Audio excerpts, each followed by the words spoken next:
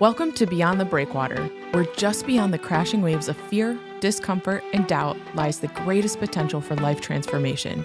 We want to guide you into the open waters where the calculated risk you take becomes the turning point for you or your organization to thrive. So drop your anchors and prepare for departure in this week's episode of Beyond the Breakwater.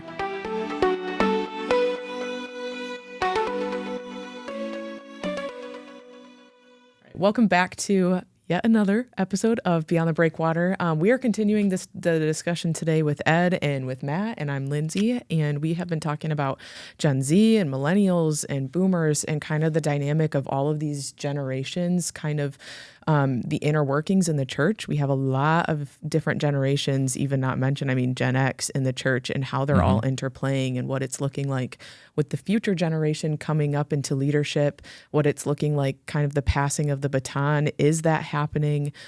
So Ed, we are going to continue that, and you're going to keep steering the ship. So what are we going to talk about today? I'm going to piggyback on last week's, because we were talking a little bit without maybe using this phrase, is your parents' church. And I want to unpack that more, because I started to see the emotions of permission giving. And Lyndsay, I know we've talked a little bit about community and young adults and how they're feeling about being in the church and what they can do and what they can't do. And I think we're getting closer to the core. If you think about an onion, we're starting to slowly get to this core of you have millennials, you have Gen Z. Yes, you have Gen X. They're kind of the forgotten generation for some reason. But now everybody's focusing on millennials, Gen Z, and boomers, those three. And as we're looking at the church of today, mostly run by boomers, most of the pastors are boomers. Boomers don't really know what to do with millennials or Gen Z. And I'm starting to see this little bit of a challenge of a battle for the church. Not just the church building, which we can talk about, but the heart of the church. Is the heart of the church discipleship and get everybody together, attractional model, everybody sit down and one person teach you everything and now everybody knows everything but they don't do anything? Or is the church of today one that celebrates and then actually goes and does? And I think both of your generations are really like, we don't want to just be in the church, sitting in the church. We really want to do it. So what we're going to do is start unpacking what does it look like as you're sitting in your parents' church. So, Lyndsay, let's start with you. How does it feel when you go to church and you've been in other young adult groups, and I've gotten the impression that you're sitting in your parents' church? Yeah, I guess me personally, I feel like now it doesn't apply as much just because I have leadership roles and staff, but in echoing some of the conversations that I've had with some of my friends who kind of they're sitting in the seats at their church, and maybe they have found different church that aren't their parents anymore technically, but the idea being we have to ask for permission. We kind of feel like we're living in our parents' basement. We're not going to paint the walls. We can't really do anything different. But the second I get my own house, I'm going to do this. I'm going to buy this decoration. I'm going to watch this thing. And not in a way that is okay, let's go rogue, but in a way that is we have this passion and we want to do something with it if we only had the permission, or if only it wasn't so complicated to make something happen, something so simple of just hosting an event for the community and using one room in the massive building that is otherwise locked down the rest of the week other than Sundays and Wednesdays, where it's can we host some ladies and do a painting night and invite people into the community, and just something so simple where it, we talked about in the last discussion, okay, yep, let's talk about it, but first I'm going to run it through the whole chain of people, and we'll circle back in 3 months, but okay, now I'm busy and now I've lost the passion behind it because it's been squashed. And so it's I just feel this weight of we have so overcomplicated what that could look like to just welcome people into the community. And I feel Jesus had, and all through the New Testament and especially the Gospels, it's just Jesus called people and immediately like in Mark, I think like immediately is probably one of the biggest buzzwords in that book, where it's like, and immediately this happened, and immediately he followed, and immediately he prayed. And I'm like, I don't think we could say immediately anymore. It's like, let me circle back. I'll follow up with you. Let's take this offline. It's like, when did we lose that urgency? Yeah. Tell the story, which you've told me on a number of occasions, of a group of young adults.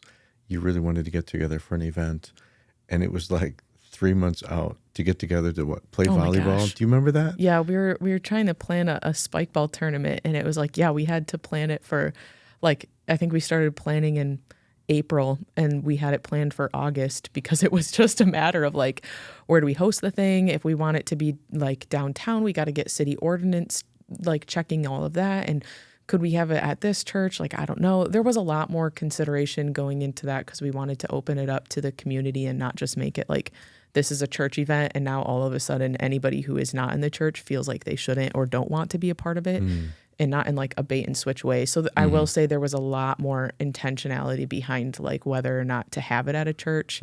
But even in that, it was just like, where can we do this thing? And I was just like, well, we can for sure use our church, and I'll just make sure that no one's using the field that day. But and no one was. So very commonplace. Yeah, the field is usually used, but luckily, yeah, it was pretty open that day. So, but that's kind of interesting to me that was even a question, like, could we use the church? Right. Yeah. Yeah. Like, if you're part of the church, why not use the church? But I think churches are set up today like there's a permission giving, and there's a chain, and there's a liability, and who gets to say yes, and who's going to be there. I know we've really tried to simplify this a lot.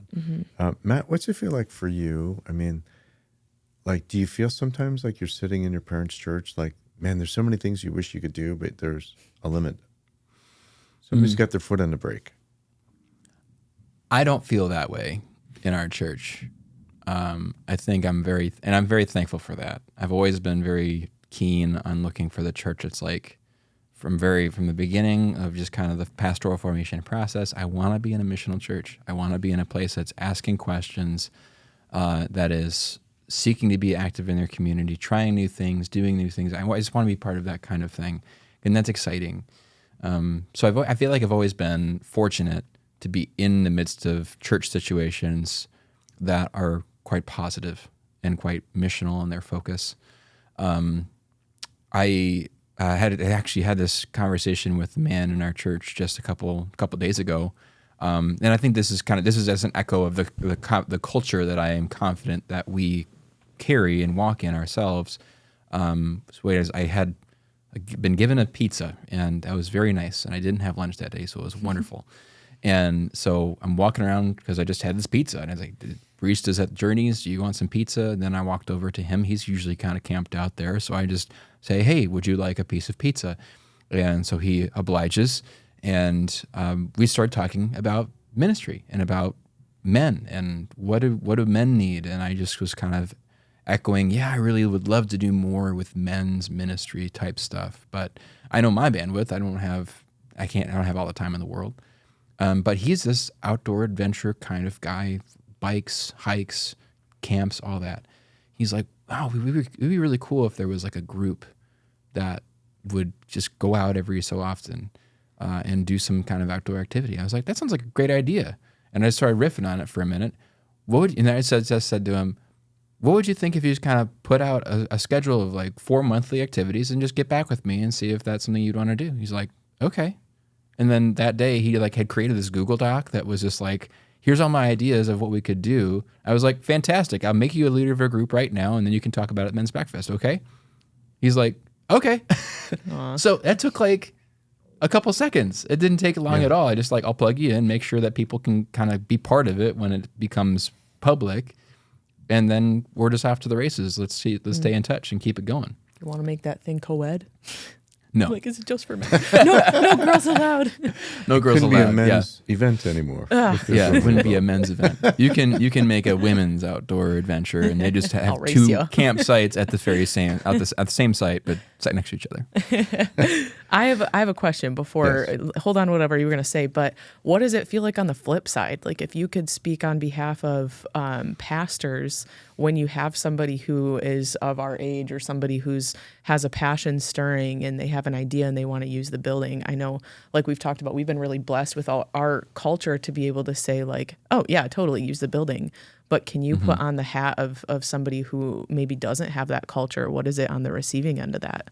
Well, I've been in a lot of meetings over the years, and I hear what a lot of times boomers say. And I don't know what it is. I don't know if it's a control thing. I don't really know where they're coming from, because it's like, why not? Why not let them use it? Why don't we do this? Why?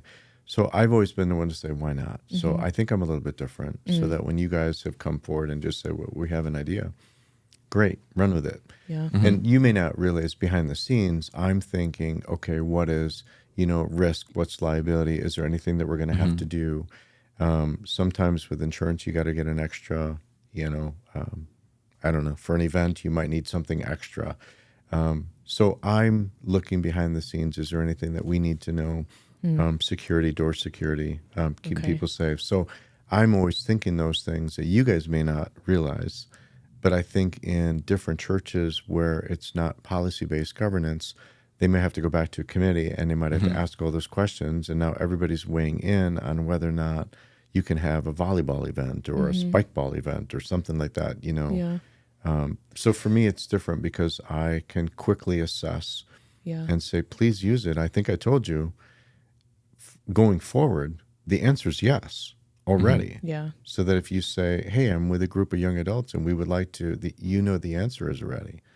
Just bring me in to make sure that there's something that we need to make sure that happens. Yeah. Happens. And I think too, there's a shadow side to every generation. And I think even just in talking, like we bring in these different groups of church workers. And I think I remember hearing someone talk about they wanted to have a kids event at the church, but the church was like, no, because the carpet's going to get messed up. And I was like, people still think that way? Like, that's so interesting. And then they just started bashing like kids and like, kids, like they have such a short attention span these days. They don't take care of anything, or they either mess things up or they just sit there and they don't talk to you and they don't know how to engage.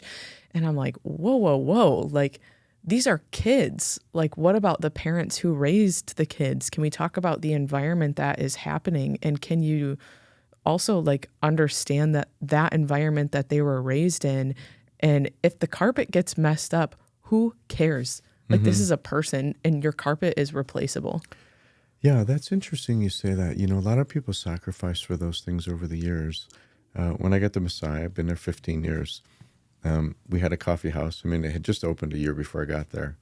And you guys have never seen this, but right outside the worship center, the sanctuary part of it, there were signs at every doorway on the wall that said no food or beverage allowed. And I mean, within, I think, weeks, I said, take all those down. And it created a stink immediately. Like, what do you mean, take those down? Take those down. If you're going to have a coffee house, why would you have a coffee house and then say, but you can't come inside with it? You got to sit outside in the lobby area and drink your coffee because we don't allow you to come inside, but we're going to sell you the coffee. I mean, it just didn't make sense to me. So, but I remember everybody's like, well, then we're going to have to clean up the carpeting. Great. Let's get a good carpet machine. Well, it's going to stay in this. Well, great. It's used. Yeah. And, but it's kind of funny because actually we had a pastor come in our church last week in one of our events and walked in the church because he wanted to see and say, oh, it's outdated. That mattered to him. Like, oh, you got to be up to date. You got to have the best, the greatest, the latest, the whatever. Our building is used, and it's not in disrepair, but use the building. That's what it's for. Bring your coffee in. If you spill, all right, we'll clean it up. Yeah. And in fact, our maintenance person, he kind of makes me laugh. He really wants to shampoo the carpet with coffee because then it'll match. That's awesome. Because we have coffee stains all over the carpet when you walk in. That's genius. But now it is time for us to change the carpet. I mean, it's been 23 years since the church has changed the carpet. Yeah. But eventually. those matter, and I think those sometimes are generational. But you see, it's also generational. Don't you feel like the younger generation wants to come to church in how they're comfortable. And the older generation is used to Sunday best. And so I think there's differences. So you come to Sunday best, you take care of everything. And I don't think we're saying don't take care of it. I know I've led the pack on, I bring my coffee in every Sunday. Or sometimes I have my coffee cup, but they don't know it's hot water because I like hot water on Sunday morning. Yeah. But everybody thinks, oh, Ed's drinking coffee. That gives permission to everybody else to have coffee. Yeah. So I don't know if that answers anything you just said, or I just went on a little rant here. Yeah. But I think it's good. it's the battle of whose church is it? Right. And maybe that's the real question. So if I just had to ask, Matt, whose church is it? It's people. It's people's church. It's the congregation, and it's everyone who could become part of that congregation. If you're talking about the building, right? I mean, it's just, I think we've been very open in terms, there's considerations to be mindful of, and you kind of know, like, okay, if we have the precedent is this, if we say yes to this, what kind of potential doors does that open that we may not want to open? But I think generally it's just like, how do we serve them? They're not part of this community. They're not in our church. They never have come on Sunday morning, but they need care.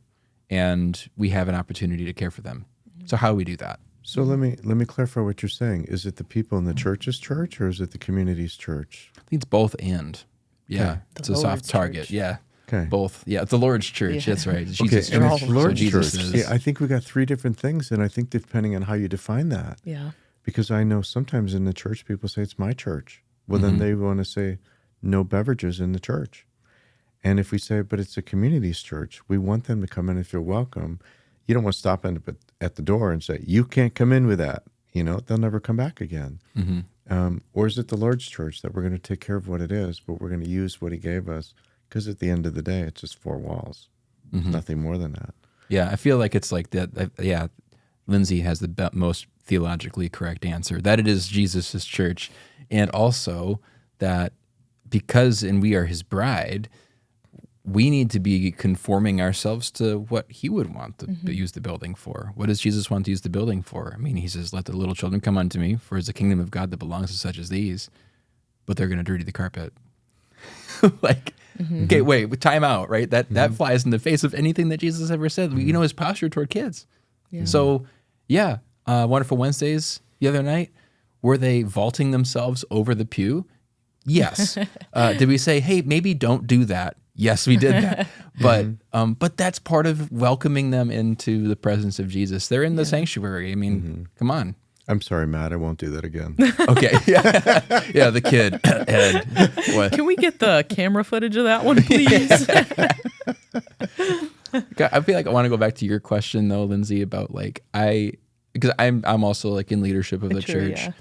and what I think about it is if someone, it's not that I want someone to ask me permission so that I can kind of have veto power. That's not my aim. It's more of similar to you, Ed. I just want to know what's going on for my benefit, and also, hey, how can I help you? Because if I don't know what's happening, I can't help.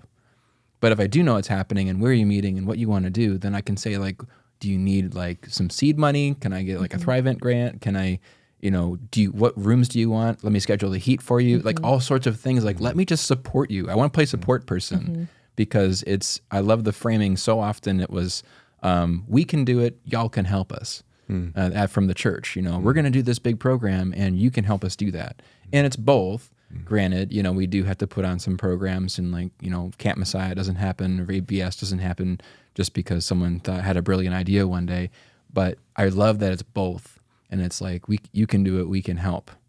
And we can do it, you can help. It's both. And you need that. And I just love that there's sort of an expectancy. So that's what from my perspective, just tell me so I can help you. Yeah. You made me laugh when you just said you'd like to know. So last night I was driving past the church. I had a Gateway, our healthcare board meeting at the clinic. And so I'm driving past, it's about 7:00, and there's a slew of cars at the church. Yeah, I did the same. And I'm like, holy smokes, what are all those people doing there, at the church? And I'm like, And I was about to turn in and like, maybe I should stop in to see what's even going on. I don't even know Am what's I going late? on. Am I late? Am I supposed to be somewhere? Did somebody not tell me I'm supposed to show up at a meeting? And I said, no, I'm going home. I'm tired. It's been a long day. And so what was going on last night? I have no idea, but it was incredible. Yeah. So yeah, I'm a little different. I'm a little bit more permission giving, use the place. So Lyndsay, what does it feel like as a Gen Z? What does it feel like in terms of whose church is it? I mean, I want you to bring the feelings part of this. Like when you answer the question, not intellectually, whose church is it? Yeah. What does it feel like? Whose church is it? Speak your truth. Oh, man, I don't know. That's hard. It's like I'm trying to put myself there because I've been here for like 2.5 years now. But I guess it can feel like the church of whoever is on leadership and the like 10 people who consistently volunteer at any given point. There's this like quote that's like the church is like a stadium. I think I've said this before, but it's like the church is like a stadium. You got 22 people on the field that are in desperate need of rest, and you have 20,000 people in the seats that are in desperate need of exercise. And so I think it's like I Every Sunday. feel that so deeply now on like staff where it's like, yeah, we got the same group of volunteers and they're tired and they're ready for someone to take a step into that as well. But I think it can feel just like, I don't know, ho-hum at times. Like I'm going and I'm receiving, and if I'm lucky, I'm participating. But I feel like there is not really any space to enter into like the decision making or being a part of initiating something. Like, I don't know, for example, at my previous church, I was looking to join a small group there. I've mentioned also like the ache that you kind of have when you're in this season of post-college and you don't yet have a family or are married. And like I signed up and they're like, we don't know what to do with you. We don't know where to put you. Like we only have groups for marriage and family. And so they paired me up with one of my friends who is also single, and they put us in like a married family small group. And they're like, all right, that's the best that we can do. And it wasn't like, hey, would you consider like starting something? Or so I don't know. It's just been this like, okay, I want more, like put me in, but you don't know where to go. You don't know where you fit. You don't know where you belong. And in that group, it was like, it was great, but you just, again, don't really feel like you belong there. So you're just kind of, it feels like you're coasting until you can get to a point where you finally have something that like, okay, now I'm worth something. Now I'm worth their time. I have like, I've had friends who have gotten married, and now, and like them in the church are like, this is the first, I've been going to this church for 5 years. And now that I just got married, people now know my name. And now they're asking for my participation in things. And I'm like, that is, yeah, that's just been one of my like deepest aches there, where it's like, can we recognize people who want to like do something and have a passion to do something, and you're not just putting their identity once you've now roped them into one of your categories that fits to your program? I think the hard part for a church, whose responsibility is that? I think that's what's really hard. So you really wanted to get involved. You really wanted something. They put you and another person in a married group. I think this is hard for churches. Like who's behind that? Who's like, oh, this is what you want to do? I will help you get involved in this.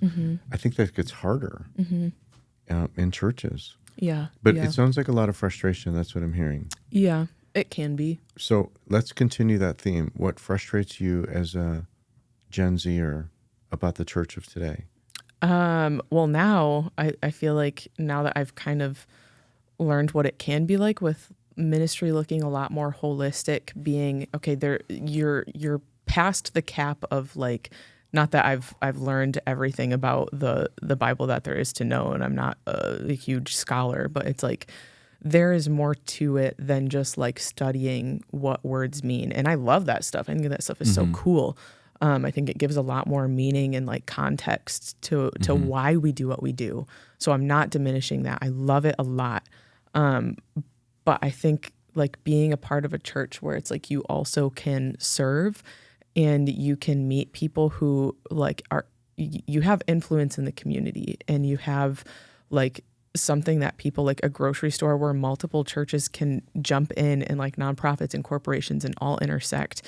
And it's like, I think as believers, we do have this draw, as Jesus did, to seek and save the lost, but you don't know how. And at least I didn't know how, other than like the tidal wave method of like, let's go to the mall and ask someone who's trying to eat their dinner if they know who Jesus is. And so there is just this pressure of like evangelism. And that's like the only way I know how to like love someone, is to, in 3 minutes, share with them the whole meaning of the Bible and who Jesus is and what that means for their life. And now I'm going to ask them if they would come to church with me on Sunday. And so I said this before, like ministry happens at the speed of relationships. And so I love that our church can have intersection points where you can have a relationship with someone and develop that and have the speed progress to a point where it's like, okay, I trust you. You're here every time I walk into the bridge to say hi and help me with my groceries and carry it out. Like, I know exactly who's going to be there at 6 p.m. on like Tuesday, Wednesday, Thursday. And like Rob's there, and he's like carting your groceries out with you, and he's making jokes, and he's asking how your day's going. And it's like, that's a relationship I never would have had should the church have just like kept their doors solely at the church building to say like, we're open and come on in. So if we apply our model just a little bit, because I don't want to get away from the model, because this is Beyond the Breakwater. So let's go back into the harbor. And there's one of the churches that we show where it's not even in the water, it's out of the water. And it's not functional, it's not doing. So you said, now you're in a church that has all these ministries. But if you didn't have all these ministries, and you're in a church that has a little bit more of a philosophy of don't get it dirty, don't bring your drinks in, keep it nice and clean. We use it, we get in the boat, lower it into the water, pretend we're boating, everybody gets out, we raise the boat out of the water.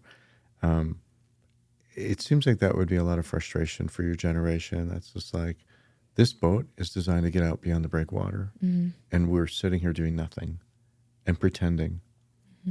Does that frustrate? I mean, either one of you, Matt, weigh in on this? Yeah, I actually was thinking of an individual pastor that I had some conversation with, just a couple chats, and I can't rag on him too hard, because I've very much in a similar mindset, but it was he's sent to the church, and also sort of as a person out into the community as well, to do some mission, and but it's part. I can't even blame him, because it's part of the seminary training that said you need to keep regular office hours.